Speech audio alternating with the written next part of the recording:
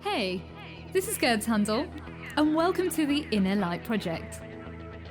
This show is for anyone who's wanting to lead a happier, healthier, and enlightened life. Create more self-love, inject more joy and abundance into their daily life. Join me for inspiring interviews and spiritual topics so you can shine your inner light. Hello sisters, and welcome to the Inner Light Project. My name is Gerd Handel, and today I'm just so grateful for you listening to this show because it's going to be such a powerful one.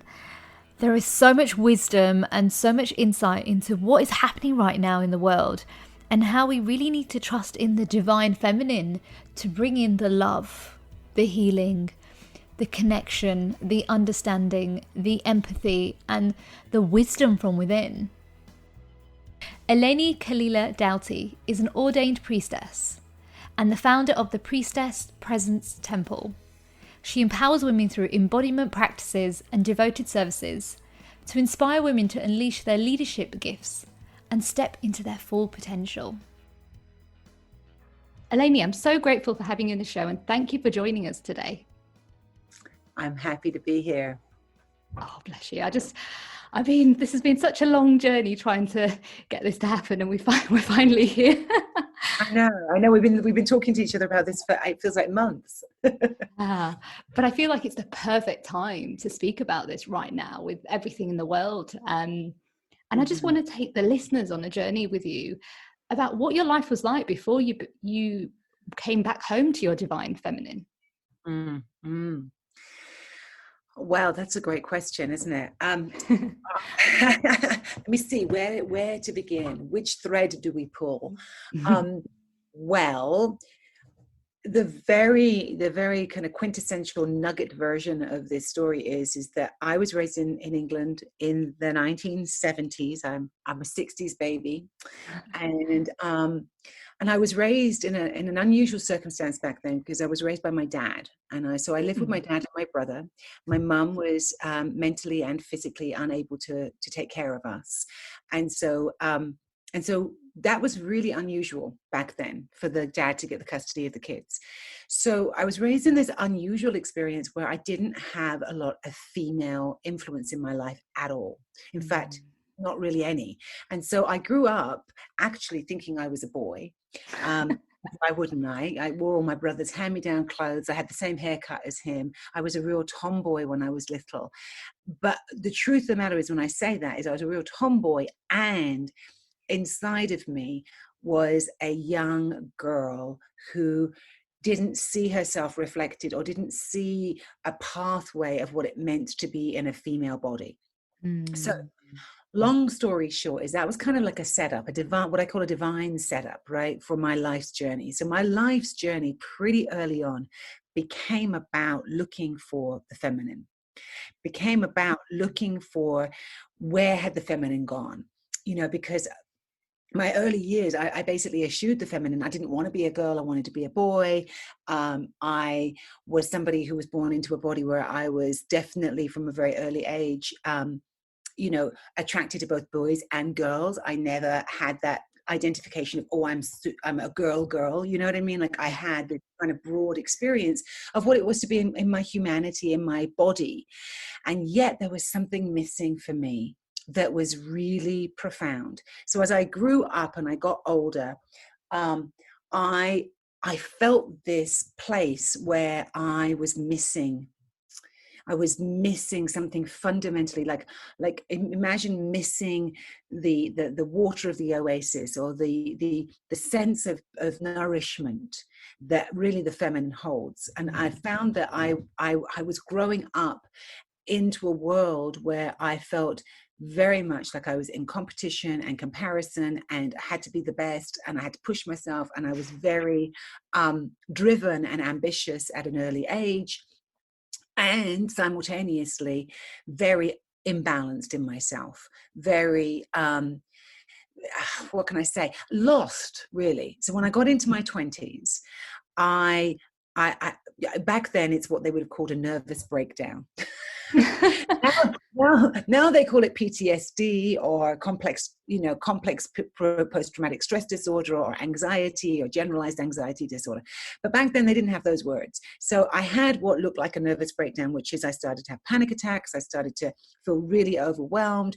I started to feel really like compromised. And at that time, I kind of dropped out of my track of going to university and doing all those things. And I started on a quest. And I think probably many of us recognize this kind of quest. The quest took me to a lot of different places on the planet. It took me to India, it took me to Thailand, it took me to Southeast Asia, it took me to Bali, it took me all over Southeast Asia, basically. And what I was looking for was some kind of connection to the divine feminine, to the feminine embodied. And so that was what took me on that quest. And it was a long quest. It was about a 7 or 8 year quest where I was pretty much on the road traveling for that period of time. And I was looking to other cultures, to other spiritualities, to other places to try to find what is the thing that's missing. What is the thing that's missing, and how is that thing that's missing contributing towards this sense of panic and overwhelm and disconnection that I'm feeling? Well, what I began to uncover, and I ended up going to university and I studied to be in an undergraduate. I studied a drama and theater and anthropology, and then I went on and ended up studying drama therapy. And the therapeutic use of ritual and theatre and dramatic enactment in service to psychological and spiritual healing. So I started out on this path of inquiry as to how to heal my own mother wound, right? Because I lost my mum at a very early age. And not only had I lost my personal mother, but I couldn't find the collective mother, right? Because in our culture, particularly the Western culture, for the last 3,000 years, that feminine face of God has been pretty much eschewed, buried, reviled, tortured, misaligned, misappropriated, you name it, right? It hasn't been safe for us as women to have images or to have an idea of God the mother, right? We've got God the Father, but where the heck is God the mother? True. And if anybody has ever been to other cultures, particularly India, God the Mother is very present. It's very true. Right? I mean, there's literally thousands of goddesses that are worshipped and are deities that are invoked in the Hindu religion. And so for me, I was in that question of like, well, where the heck has the mother gone? And what is the effect on us as women when there is no representation of God the Mother? What does that tell us as women, right? Because that goes in deep. Not only that, the feminine face of our existence, so we might say our intuition, our seership, our psychic abilities, our empathy, our ability to be able to create, to be voices of the heart, to lead from that place. All of that has also been missing. And that's what we're seeing right now contextually in our world with this incredible uprising and dismantling of, oppression in all of its faces, but specifically the dismantling of systemic racism and the exposing of white privilege and white fragility and white supremacy is at the heart of this discussion of the imbalance of the world that we're living in, that has become hell-bent on power over, on domination, on owning people's bodies and minds and hearts, right? And it's the absolute zenith of the toxic form of patriarchy. We're right there. We're swimming in those waters, and it is both terrifying and it is incredibly liberating. One of the goddesses that you'll know, and many of us will know, is the goddess that's from the Hindu faith called Kali Ma. Oh, yeah. Well, right. Kali Ma is the goddess of destruction and creation and preservation. She's what's going on right now. She is the uprising of the fierce feminine that's saying enough is enough.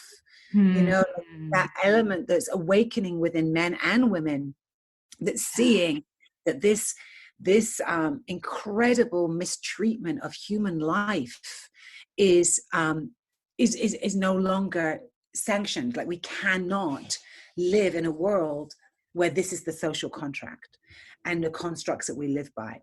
So, right now, we are living in a world where I would say the divine feminine is being called forward in all of us. And for those of you who are listening right now, you probably already know this, but one of the pieces that hit into the hearts and DNA of so many of us.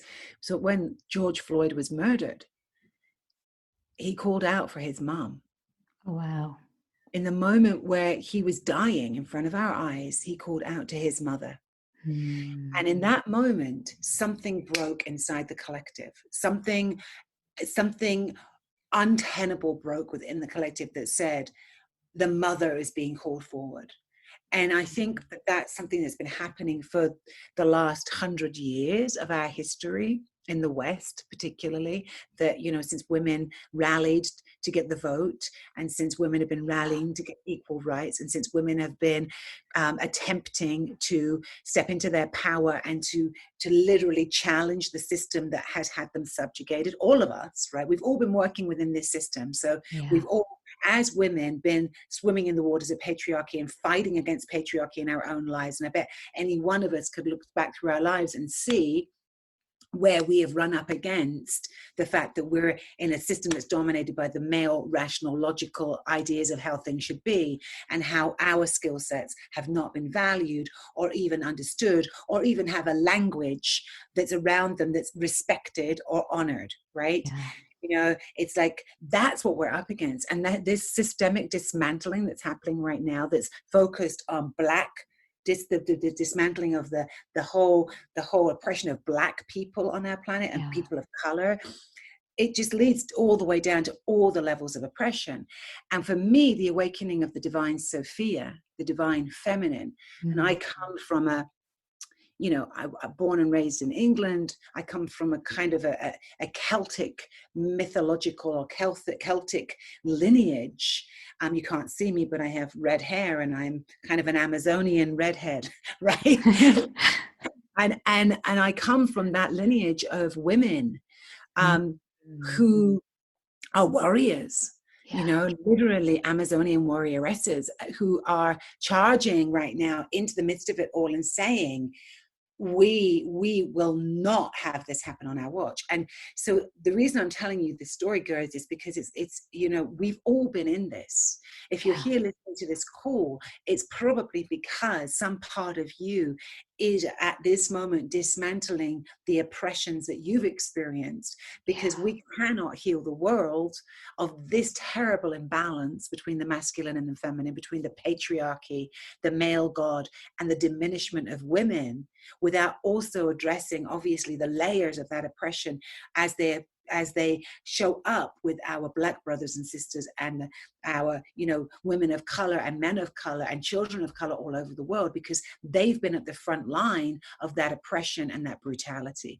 There is the absence of the divine feminine, because I just read this beautiful offering by a Black woman, and I'm forgetting her name right now, and I'm sorry about that, but she had posted this whole poem that was about, basically that we need to give over the police force to the Black grandmothers, and right, and what would happen if we gave over control of justice to our Black grandmothers, or to the the women of color grandmothers all over the planet? What if the grandmothers were the final counsel that you had to go through before you were allowed to do something? Right? You know what I'm saying? Like, it would be a different world, right? Wouldn't it be a different world? So it kind of, like we know it. We know it because we're like, wow, if the grandmothers were in charge, there'd be none of this. None of this. And all of the, right? There would just be a very different world that we would be living in, because of the fact that it's a whole slew of things, but it's respect of the feminine, it's respect of the grandmother's voice, it's respect of lineage, respect of these are the people who have the wisdom to be able to actually be in leadership and spiritual leadership at this time. So I think we're living in a time of incredible possibility and incredible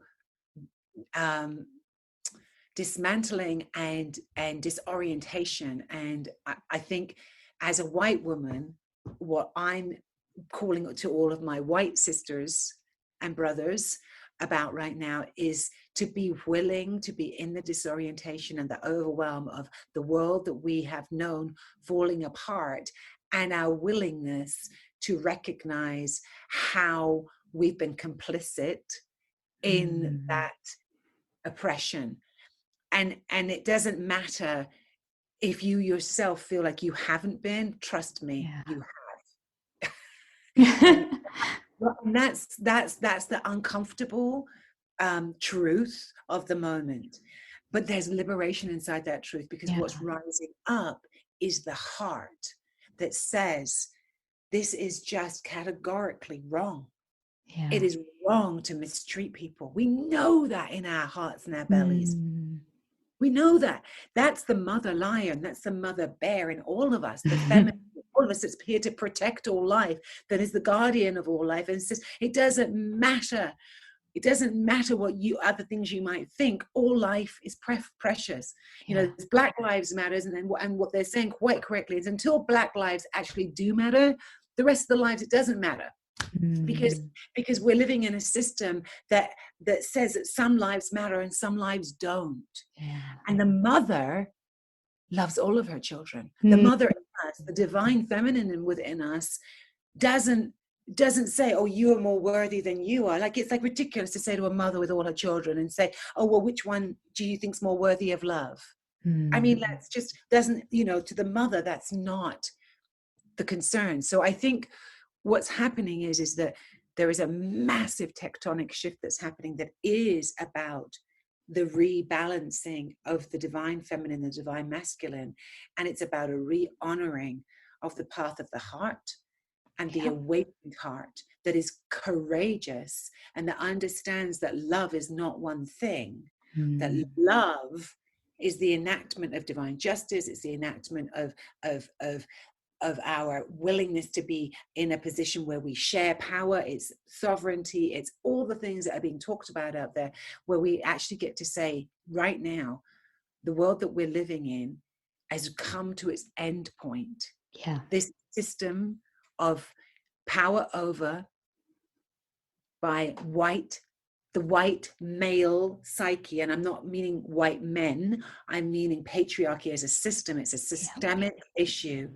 It just happens to be one that's being upheld by and serves white men more than anybody else. Right? Serves their agenda, right? Is done. And we've known this has been coming for years. We've been saying this is the end times, right? Everything astrologically points to it. There's a turning of the great wheel of time, like all of the ancient prophecies, everything points to it. And I don't think any of us could have anticipated that this is what it was going to look like, or indeed can anticipate how this is going to unfold. But what I do know is the women that I'm working with, and inside the temple that I curate, that I am focalizing, where there's, we have over 100,000 women all over the planet. What's happening is that there is this call to a feminine kind of leadership that comes from the heart, that comes from a reconnection in with our inner knowing of what's actually aligned with truth. And that is incredibly courageous right now, because one of the things that we're up against, as you all know, is there's so much happening in any given moment that how do we know what's real? How do we know what's true? When we look outside into the world, right, there's so much manipulation of the news and media. There's so much, right, that we're being fed, where we're like, where's that coming from? And is it real? Is it true? Because we know it's incredibly easy for people to make things look really real, and they're not. So how do we then develop our skill set of being able to navigate through a world that's gone kind of mad, and the chaos, if we haven't developed our own inner sense of alignment with what truth feels like inside of us. I just wanted And to say, oh, sorry. yeah. Like, I relate with everything you're saying. I've literally just been like nothing for the past, like, how long it's been.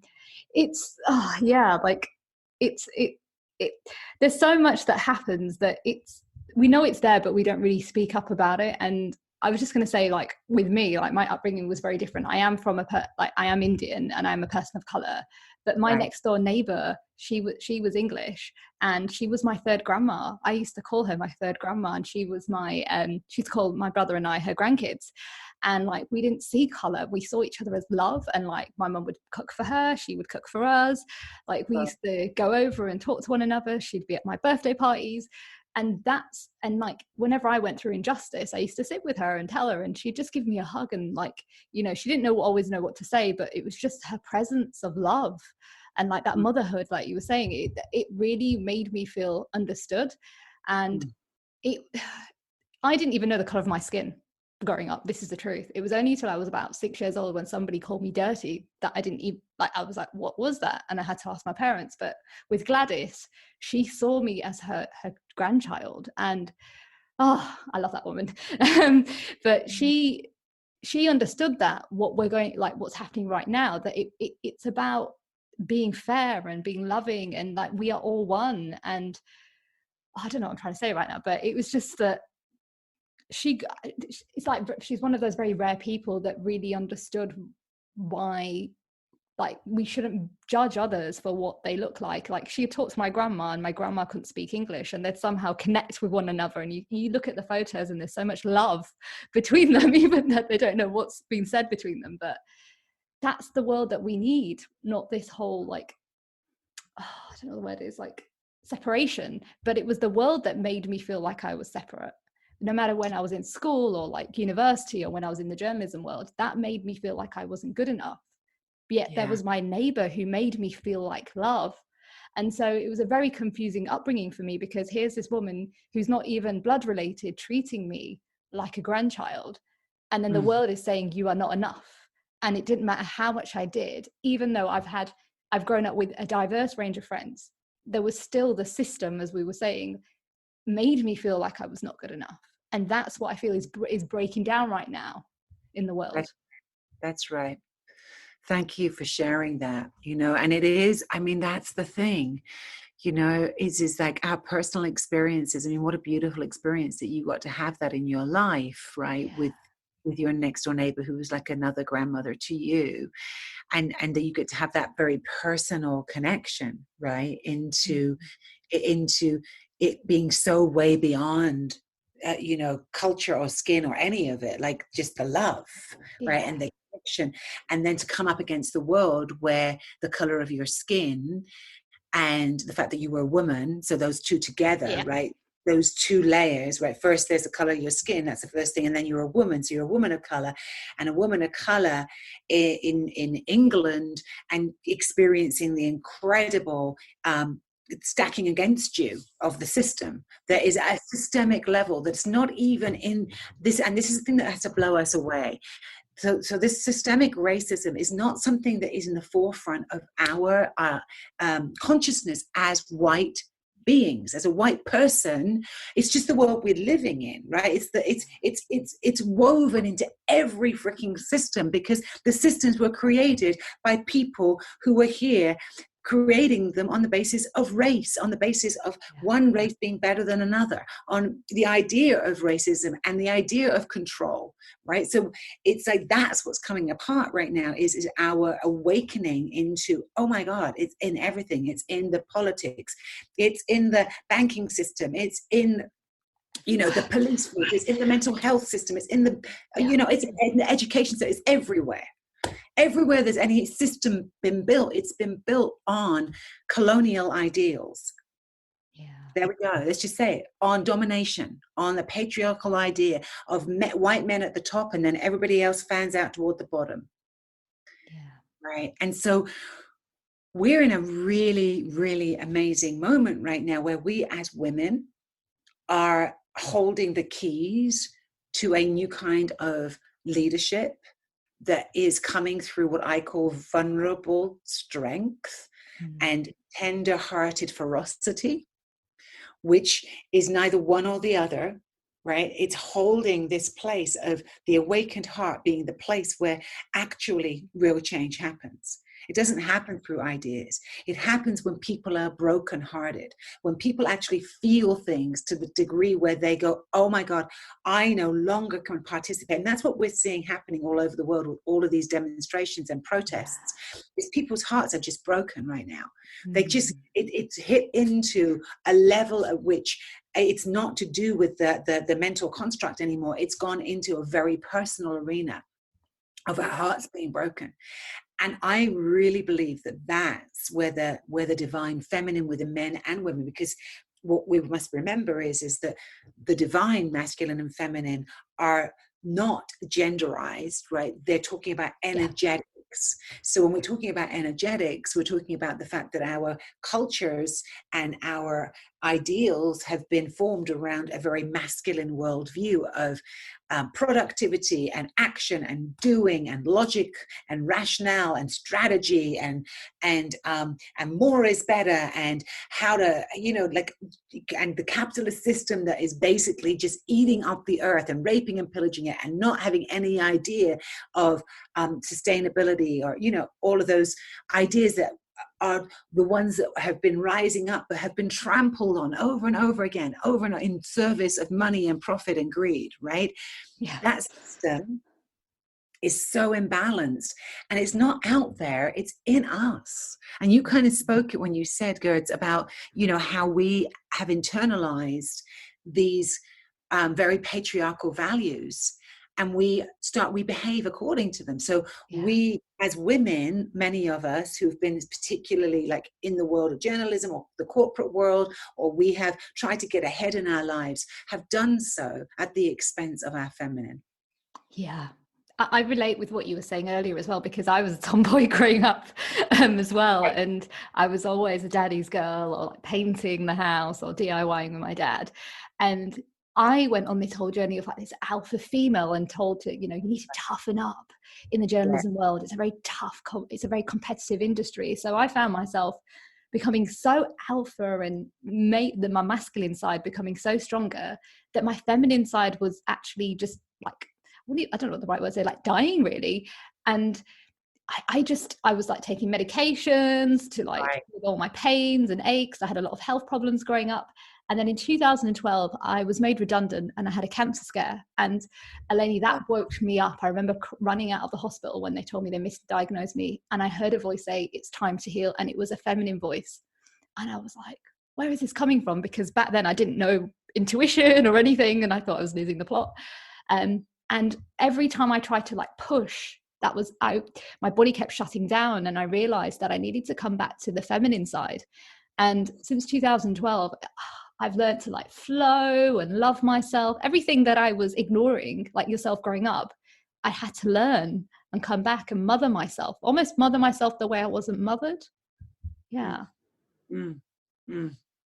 I really, really hear you. And I think that's part of what is happening both individually and collectively right now. Yeah. Is we need the presence of the mother and the grandmothers. We need the presence of that space of unconditional holding and love and presence, and the fierce feminine that says enough is enough, and is here to protect life, and here to insist now that we do no longer consent. One of the things that we've been doing within the Priestess Presence Temple is we've been working with the women of color in our temple, and they're producing a whole series called Eclipsing Injustice. And the Eclipsing Injustice series is 3 ritual ceremonies that are happening over this eclipse period that we're in. So we had one which was just happened on the full moon that we just had in Sagittarius, and the next one is happening on summer solstice, actually, which is just coming up this weekend. And the intention of those rituals has been to address, for all of us, regardless of the color of our skin, regardless of our gender, regardless of our age, how we have been oppressed. Because this is the thing. is we have all been oppressed and we've all been oppressors. And this cycle of violence of perpetrator, victim, that is been running the script in our world for many thousands of years is what's coming to an end. Because we have to see through the illusion of the fact that there is, that I'm being victimized and therefore you're the problem because you're the perpetrator, when in fact, inside the perpetrator is one who's been victimized, right? We know this. We know that oppressors, right? Those who have been oppressed become oppressors when they get power. That's what they're trying to do, is protect themselves from being oppressed again. And so until we see through that and go, oh my God, that is a state, I withdraw my consent from that system. And that really asks us to do some radical things. And I think that that's where we're at, because I think what we're really being asked to do, when people ask me, well, what can we do? This is what I think we can do. And it's not comfortable, but I think what we have to withdraw our consent, which is our money and our support for any company, agency, or being that is not upholding this journey of anti-racism and dismantling. That means really looking and taking responsibility and saying, okay, I just had this conversation with someone the other day about Amazon, and I was like, Amazon, everybody uses Amazon, right? People sell their stuff on Amazon. It's like it's become this mega, what is Jeff Bezos? Is like the richest man in the world. It's just insane. And yet, the systems and policies and the oppression that they have within their own company, we all know about it because it's been reported. So are we going to continue to support that just because it's convenient? Just I live in the countryside and it's harder for me to get stuff. And it's been like, no, like that's what I'm talking about. We have to vote with our money and our power. And I said to someone the other day, I said, this is how the feminine would do it. She withdraws consent and sets a boundary. And she says, I'm going to set a boundary and I am not going to participate. And I said, can you imagine if everybody just chose to not pay their taxes, for example? What would they do? What could they possibly do? And what we don't realize is that collectively we have that power. 100%. And the feminine within us knows that we have that sovereign power. But we are led to believe that we don't have power. We have to behave by the rules. And who sets up those rules? And that's the big conversation that's really going on right now, right? Isn't it? It's like the social constructs that we have in place no longer mean anything. They no longer mean anything because they don't include all people. Yeah. So how can you have social constructs that don't include everybody and expect people to obey them? Yeah. You can't. So it's fascinating, right? So the divine feminine is the balance point of actually coming back to all human beings being noble-hearted and worthy and absolutely sovereign. And what I mean by sovereign is that every human being has the right to exist here, no matter what. And that what we're actually being initiated into, which is very difficult and very uncomfortable, is that there are no bystanders. You cannot be a bystander in this world right now, ever again, I would say. You have to recognize, each one of us, that we have power to change something, and that power exists within every single one of us, and that there's no abdicating back into our comfort zone of like, well, I don't have to deal with it because it's not in my life. No, you do have to deal with it. Yeah. It's all of our responsibilities. And that to me is the divine feminine. It's coming back to the understanding that as a collective, if there is one person being abused or mistreated within the collective, then we are all responsible for that. Yeah. 100%. Like, everything you're saying is just, I relate. Because really, it's really uncomfortable truth, because then that means I have to do something. Right? Yeah. I'm responsible for it. And that's the feminine. It's the collective consciousness. The feminine is always about the collective. It's all about the interrelationship. It's about the web of life. It's about the understanding that if one is sick over here, that we need to help the one that is sick, because the one who is sick is affecting the whole system. Yeah. Right? It's 100%. I was just going to say, like, I've always been a person, if there's injustice on like like, for example, in London, if somebody's being mistreated on the street, I'll always go up and try and help. That's my nature. But I realize that the world isn't like that. And that's what's happening right now, is where we're being asked to speak up. Because I've personally, Elayne, had racism on the tube stations, been like called out horrific names, and there've been like hundreds of people on the platform and have just ignored me whilst it's been happening. And I remember the hurt and the pain and thinking, how could people do that? Like, where's the justice? Where's, why, how could people be like that? But now I'm starting to understand that people are so afraid of looking from within to do the inner work, to realize that we are all one, that, we don't have to shy away. This is our time to speak up. This is our time to help one another and grow. Right. And that's when you say, that's a very grounded and practical way in which the divine feminine is rising up, because it is that place of interconnection and intersectionality, and the understanding of difference and diversity and oneness, being able to hold the paradox that we're all individual, all different, that we all come from different lineages and cultural backgrounds, and yet we're all interconnected and part of humanity, right? Yeah. And the feminine is big enough. The mother is the cosmic womb of all creation. It's like we all come from the mother. We all come through our mothers. We are all born into this world through the mother principle. And until we understand that the dishonoring of the mother is at the heart of the imbalance that we see in our world, and we start to remember that, and to stand for that enactment of love as being actually the primordial sense of what brings rightness to a situation, until we really get that, this is not going to change in our world. And I think that's probably the seed of hope that I have is seeing out there in the world the hearts opening, the awareness of particularly white folks who have been in the privilege of not having to feel this, right? Have not had to have this affect us in our daily lives. We have that privilege to go away and to protect ourselves. You don't have that privilege, Gerds. As a woman of color, you don't. You have to deal with it every single day, right?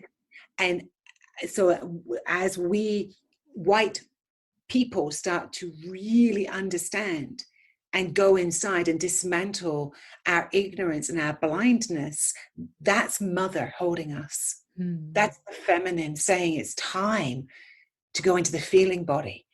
It's time to be ripped apart by this, to have it matter. To have it matter that people are hurting all over this planet, not just here in America.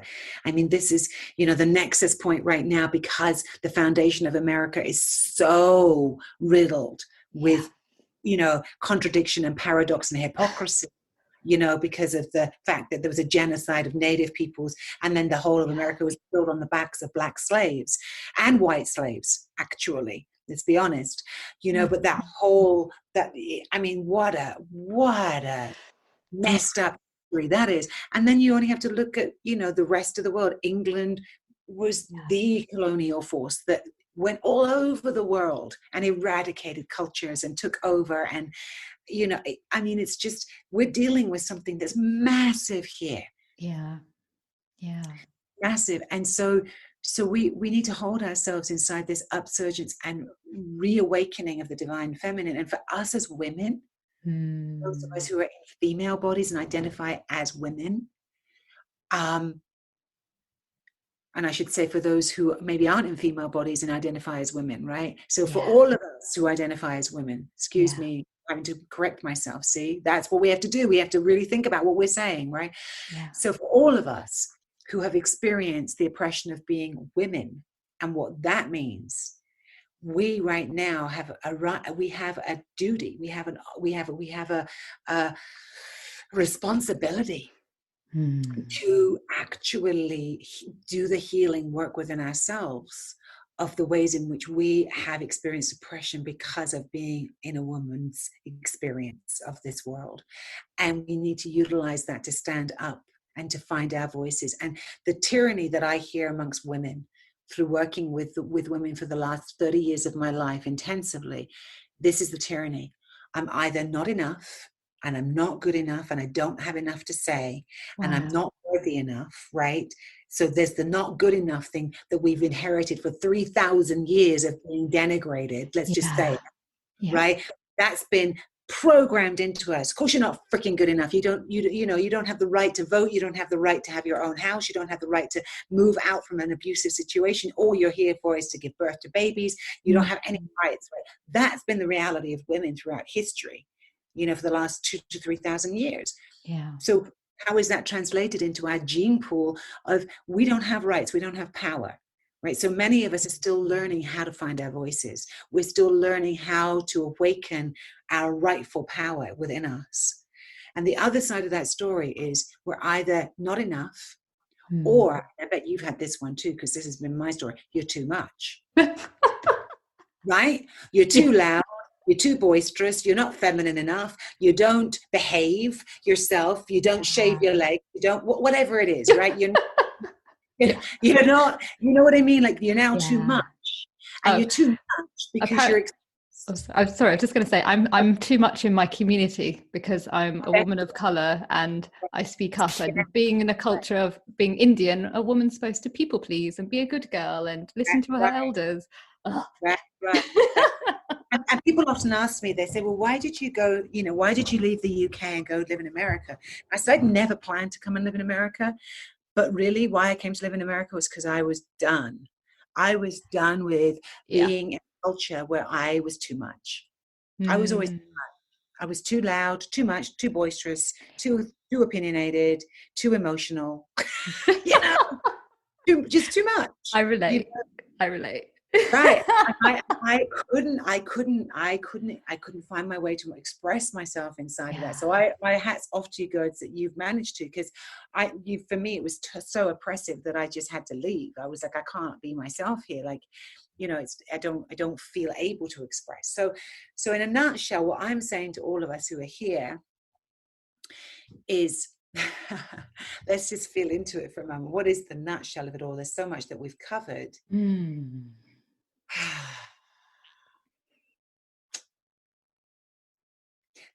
Each one of you not only matters, but each one of you has a unique and much needed fractal of the divine that you're here to bring. And whatever that is, you must bring it now. Whatever the specific gifts or talents or abilities, superpowers that you have, you must now use them in service to the dismantling of these systems of oppression and the walking of love on the planet. You must do that now. This is not a choice point of like, well, I'm not quite ready. It's game on. This is not a dress rehearsal. We're in it now. And we need all hands on deck. So if you're still hiding out behind the story of not enoughness or too muchness, I urge you to seriously do some work around that and realize that whatever your personal history is, whatever the wounding is that you've experienced, whatever the abuse is that you've experienced, it's time now to really work on healing that so that you can actually bring the gift of who you are and your voice and your power, which in the end is just energy and choice, right? Power is two things, energy and choice. Where we choose to put our energy, that's what your power is. And we have to now use our power in service to that which we truly believe in. Yeah. There is no more sitting back on the sidelines. You have to do the work to actually be available to be able to speak to, that people say, well, what is anti-racism? Anti-racism is the willingness to speak to something that you see as racist and not hold back and not care about whether you're doing it exactly right or if you get it wrong or if somebody's going to be upset with you, right? Yeah. Because they're going to be. But the fierce feminine comes from the love, and she rises and she says, I'm here in love, and I accept that I don't know everything right now. I don't know anything right now, but I know that this that I'm seeing in front of me is not okay. That's all you have to do. Oh, sorry, Karen. Okay, go for it, darling. I was just going to say, and also that whatever you do right now is going to impact the next generation. You're healing the future generation so they can live with more compassion and love, and they can feel a more fairer society. When we do our own work, we heal our bloodline, right? That's right. 7 generations back and 7 generations forward is what they say. Yeah. You know, and this is the interesting thing about that, girls, because I was going to bring that up. And it's like, so, you know, when you think about the oppression of women, and then you think about the oppression of women of color, right? Brown, black, whatever, women of color. So you add that extra layer of horrific oppression, and you realize that we hold that within our DNA. So let me tell you about epigenetics in case you don't know. Epigenetics is the study of how trauma is passed down through generations. And what they've discovered through some very bizarre studies that they've done, what they've actually discovered is that traumatic experiences are actually carried in gene pools. 100%. So, and that means that when we heal ourselves, we are literally healing our lineage. We are being the one that breaks the chain of that lineage, right? So I can talk about it from my lensing. So I'm the first of my family to go to university. I'm the first of my family to get a degree. I'm the first of my family to have a professional license. I'm the first of my family to, as a woman, to have a job outside of being a cleaner. My mum and her mum before her were indentured servants. They were the cleaning women to the big houses in the countryside in England, right? They were the housemaids. So I am the first one in my generation who has broken free of that lineage. I'm the first one in my generation who hasn't gotten sick mentally or physically from that life of servitude and being stuck and not being able to get out of it, right? So it's close for many of us. And that's coming back through my lineage, right? And I'm a white woman. I'm not even a woman of color, but I come from a class in England, and you'll know about this, Gerds, because you're from England. I come from a lower class family who had no money, who were the servants to all the people who had the money. Wow. Right. So it's within our systems, right? So that was my lineage, and I broke free of that lineage and became something that my mother could never have imagined becoming. That was never within the realms of possibility for her. Yeah. I hear you, because I completely hear you. The class system is really messed up here, and it's not said, but it's there. And like, even within my family. So my grandma wasn't, on my mum's side, was sick. My mum was a nurse and loved helping others, and then she's not been well. My mum worked in the kidney renal unit. I grew up with a kidney defect, which I only found out 6 years ago. Wow. I had from decades of fear of women within my family who've been mistreated as a woman, and being Indian as well within their own community. So my kidney was almost, the breakdown was almost me healing the fear of generations, and I actually ended up saving my kidney. Long story short, but like, they wanted to remove it and I fought for it, and I knew there was something deeper, and me saving it and having an operation instead has healed the generation. But also on my dad's side, I'm the first woman to live out, not be married, do her own thing, have an education, have a degree on my father's side. And I had to heal that, of the injustice of how women are mistreated who come from villages. So I hear you. People don't realize the extent of how much work we have to do to heal for the next generation, and heal the backwards as well. Like, when we heal ourselves, but we heal our family and we heal humanity. That's right. That's right. And that is the divine feminine awareness. That is the understanding that we have this deep place within us, every single one of us, that has the capacity to heal and to awaken the greater than imagined possibility of who we actually are, beyond the social constructs of the world that we were born into, or the skin that we were born into, or the life circumstances that we were born into, right? And recognizing that and awakening to that is about actually owning the story of your own lineage. It's doing the work to really look at what the wounds are that you carry down through your lineage, how you've been indoctrinated with racism and with misogynistic viewpoints, and literally cleansing and purifying your system from those, because we were, you know, all raised in that. Whatever color skin you have, we were raised within a dominant ideology that said that if you weren't white and male, you were less than. And that is what's coming to an end. And that's what the divine feminine awakening is all about. You know, in the mythology of from the Western perspective, and this is through the kind of Greek and Aramaic and the Middle Eastern through to the European kind of cosmologies, but the divine Sophia myth is that the divine Sophia is the female face of God, and that she is the one that has to rise within all of us in order for there to be a rebalancing of our world. Wow.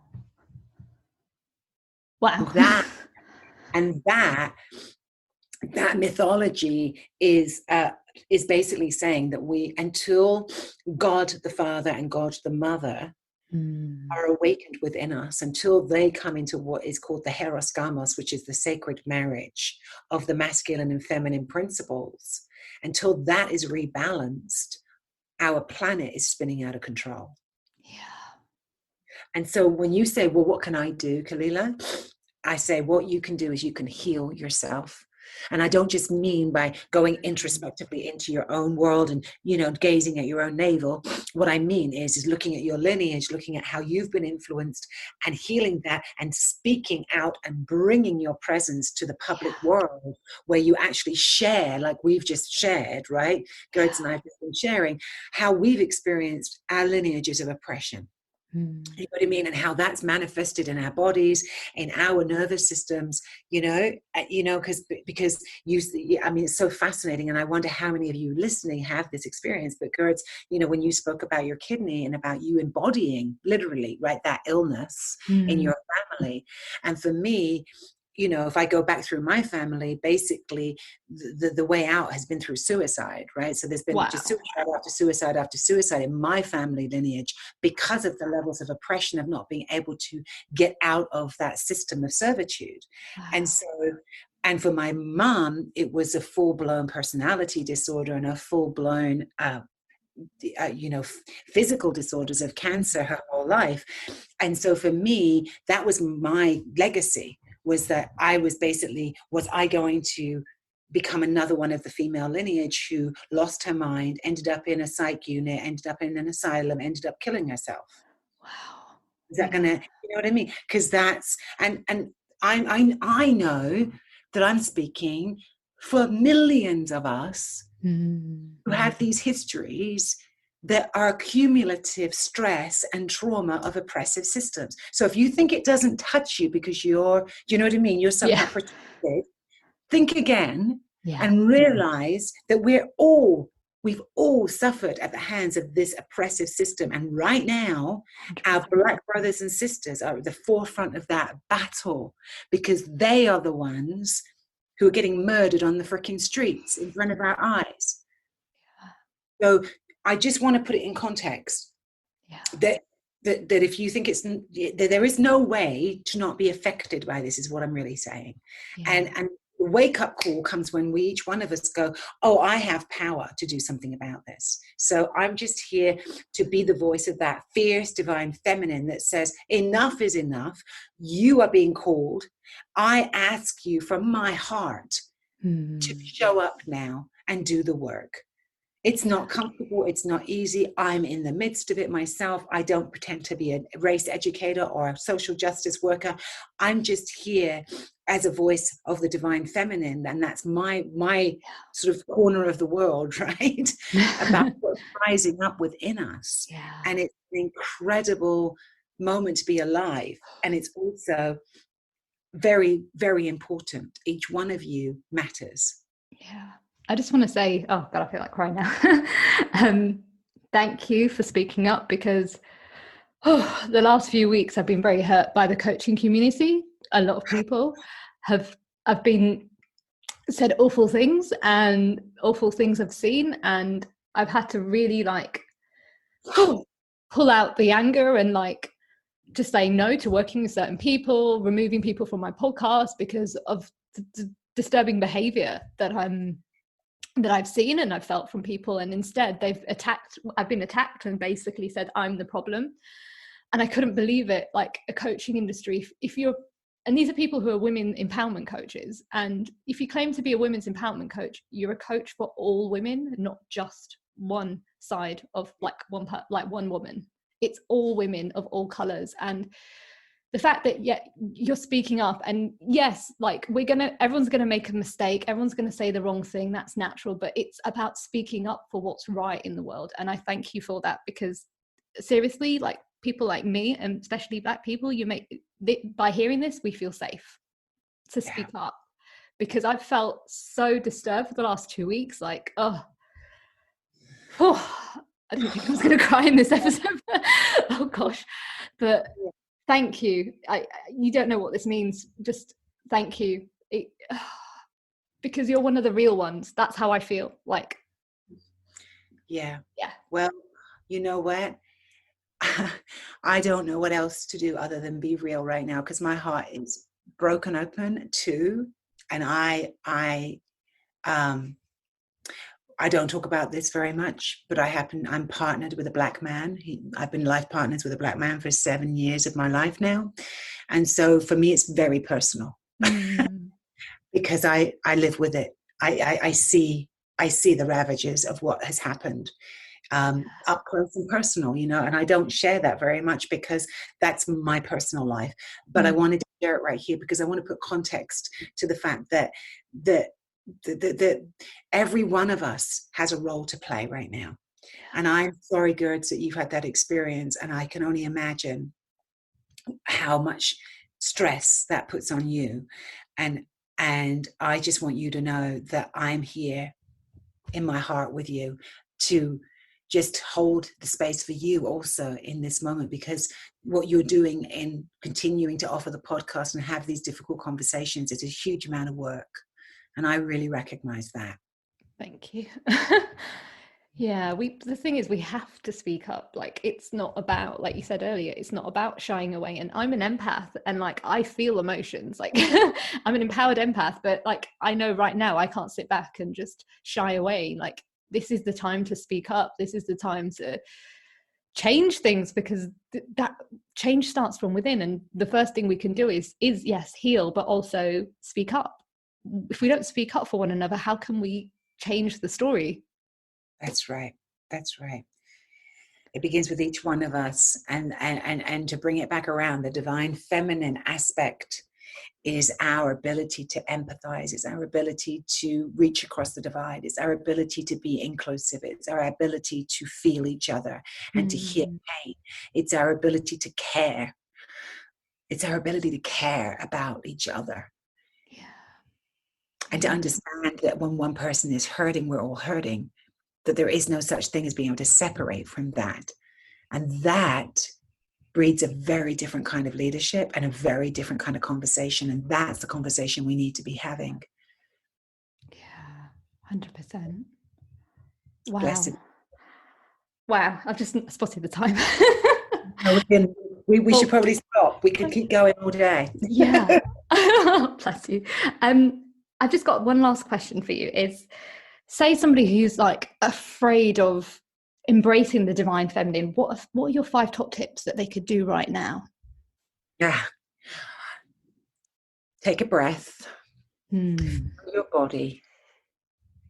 Feel your feet. Feel your back. You're sitting in the chair or wherever you are. Take a deep breath in. Place a hand on your heart. A hand on your belly. And slow down for a moment. And just feel what you feel. Let yourself be present to what you feel right now. And let yourself ask, what would love do right now? What would love say right now? I was to actually choose love. And all of the 144 faces of love that we know of, many, many faces of love.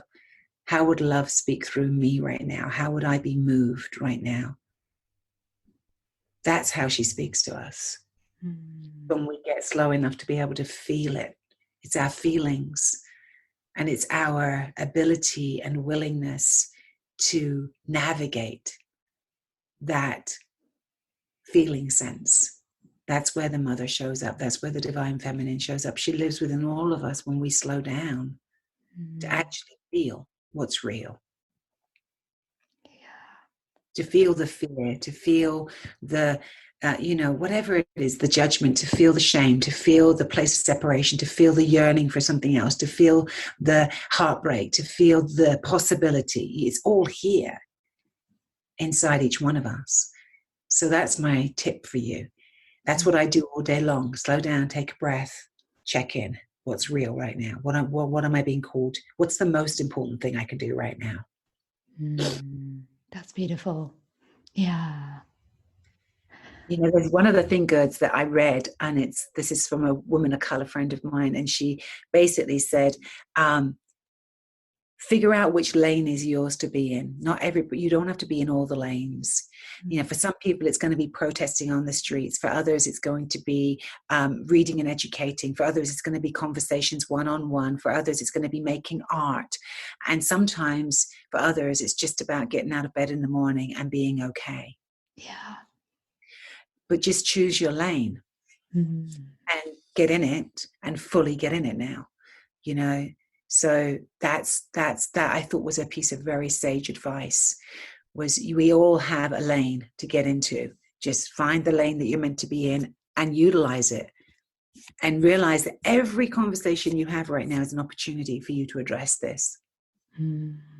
Yeah, that's so true. Wow. Oh, one more question. What are you most grateful for? Right now, I'm really just grateful to be here with you and to have this kind of level of conversation and to feel your heart and to know that you're leading a community of women out there, and that your authenticity. I'm so grateful for that. I'm so grateful to be in a real conversation. That means the world to me, the authenticity. That's what I'm grateful for. Oh, thank you. Wow, Elayne. Thank you. Oh, wow. Wow. Thank you so much for this conversation. And thank you for just being yourself. And thank you for just being true and empowering so many women back to their light. Thank you, thank you, thank you. You're welcome, darling. You take great care of yourself, and everyone else, please take care of yourselves. I know it's a rough time that we're going through, so please take care of yourselves. This was just needed right now, and thank you, Elayne, for just sharing your wisdom and knowledge and just being a bright light in this world, because it's so important for us as coaches, leaders, spiritual people to really acknowledge what is happening right now and really doing our own inner work and doing the shadow side to be able to make the world a safer place for everyone. Unfortunately, that's the end of the show. Before I leave, I want to leave you with this quote. In every loving woman, there is a priestess of the past. That's a quote by Henry Frederick Emile. For more information about the show or how to trust your inner light, visit my new coaching program at gerdshundel.com. And remember, stay happy, stay healthy, stay lit.